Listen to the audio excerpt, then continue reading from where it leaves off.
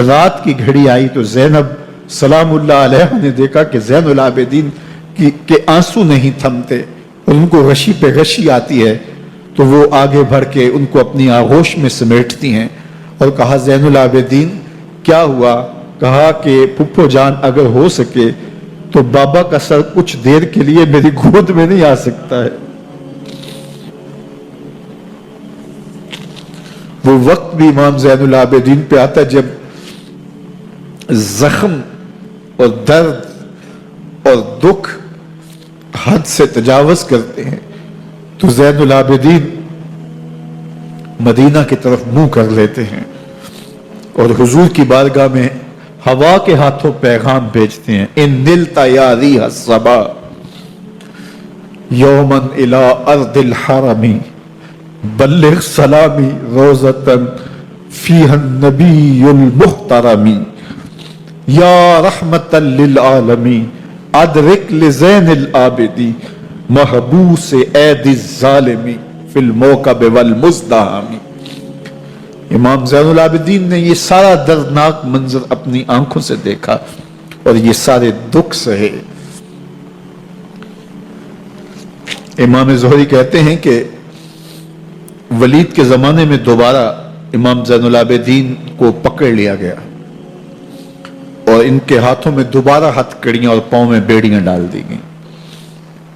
मैं मिलने गया तो जो ही इमाम के हाथों में हथकड़ियां देखी तो मेरा दिल डोलने लगा और मेरी आवाज गले में दब गई और आंसू थे कि थमते नहीं थे।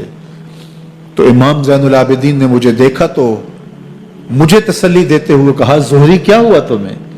तो मैंने कहा, हजरत करबला में थोड़े दुख देखे थे और अब ये हालत मुझसे देखी नहीं जा रही। तो इमाम ज़ैनुल आबिदीन ने उन जंजीरों को और उन हथकड़ियों को जिनसे आप जकड़े गए थे झटका दिया, लोहे की जंजीरें टूट गई। कहा, ज़ुहरी हम अल्लाह की तकदीर पे राजी है, वरना ये जंजीरें क्या होती हैं। इमाम ज़ैनुल आबिदीन को अल्लाह ने इज्जतों से नवाजा था। हर दौर के हाकिम वक्त डरते थे और उनकी इज्जत से हसद करते थे। वलीद बिन अब्दुल मलिक बनु उमय्या का बड़ा तगड़ा हुक्मरान गुजरा है।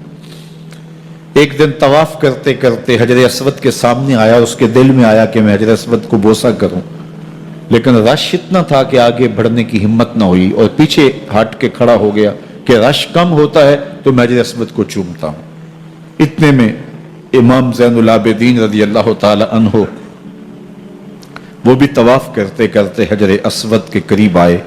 एक लम्हे के लिए तवक्कुफ किया, लोगों ने रास्ता छोड़ दिया। इमाम ज़ैनुल आबिदीन आगे बढ़े, हजर अस्वद को चूमा, फिर आगे बढ़ गए। वलीद बिन अब्दुल मलिक को बड़ा गुस्सा आया कि लोगों ने मेरे लिए तो राहें नहीं छोड़ी और ज़ैनुल आबिदीन के लिए राहें छोड़ दी हैं। तो वो अपने दरबारी शायर को, फरजदक को, जो उसके साथ खड़ा था, उसको पूछता है, मन हाजा, ये कौन है? हालांकि उसे पता था ये इमाम ज़ैनुल आबिदीन है। बाज़ औक़ात सवाल तफ़हीम के लिए किया जाता है, समझने के लिए किया जाता है, और बाज़ औक़ात सवाल तहकीर के लिए किया जाता है।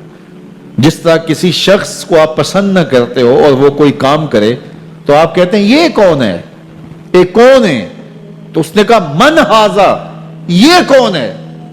अब फरजदक शायर था और दरबारी शायर था, उसे अच्छी तरह पता था कि मन हाजा से बादशाह क्या सुनना चाहता है।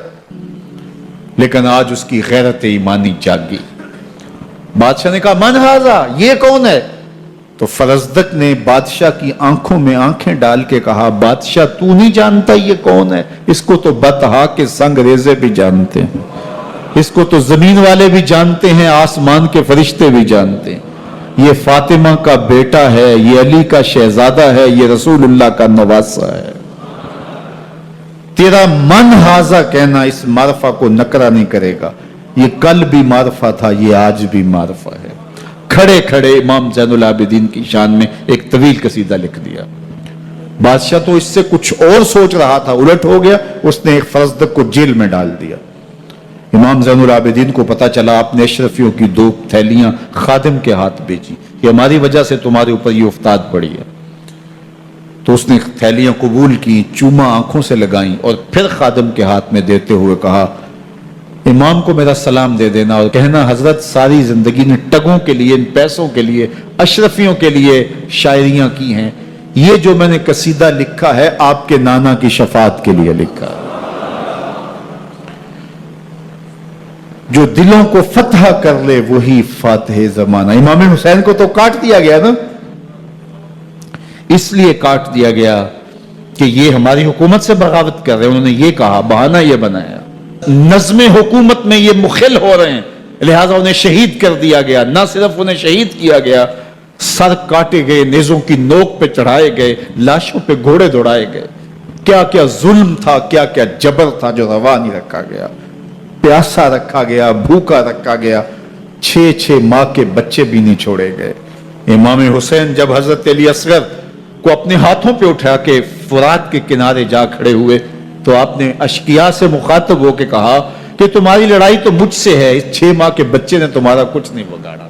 چلو سے پانی بھرا تاکہ اصغر کا حلق تر ہو جائے، تو پانی ابھی حلق تک نہیں پہنچا، 2 شاخہ سنسناتا ہوا تیر آیا اور علی اصغر کا گلا چیر گیا۔ اور کہتے ہیں وہ جو تیر تھا جو حضرت علی اصغر کا گلا چیر کے آگے گزرتا ہے، وہ تیر تھا جو جانوروں کو مارنے کے لیے استعمال کیا جاتا ہے۔ گردن لٹک جاتی ہے، خون بہنے لگتا ہے، امام حسین اس خون کو آسمان کی طرف اچھال کے کہتے ہیں مالک حسین کی یہ قربانی بھی قبول فرما لے۔ نسل مٹا دی گئی، شہید کر دیے گئے، گھوڑے دوڑائے گئے، سادات کرام عصمت شیار پیغمبر زادیوں کو اونٹوں پہ بٹھایا گیا، رسیوں سے جکڑا گیا، چادریں چھیننے کی کوشش کی گئی، کیا کچھ نہیں ہوا۔ تاریخ دردناک ہے، اور یہ پیغمبر کے ماننے والوں نے، کلمہ پڑھنے والوں نے یہ سب کچھ کیا۔ بے مروت، بے وفا، تیرا بھی کیا افسانہ ہے، جس نے اپنی ہی شمع کو گل کیا تو وہ پروانہ ہے۔